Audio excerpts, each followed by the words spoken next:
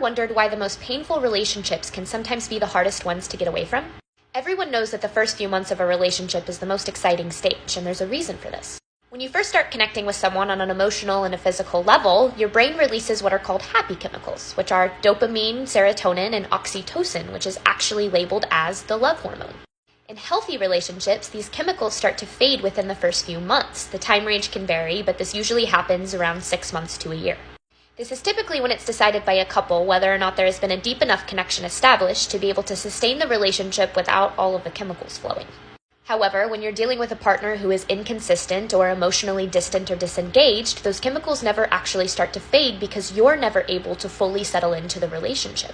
And this kind of dynamic creates an addiction that can be just as strong as one to any substance. Your brain starts to literally crave the highs of the relationship even though there are significant lows.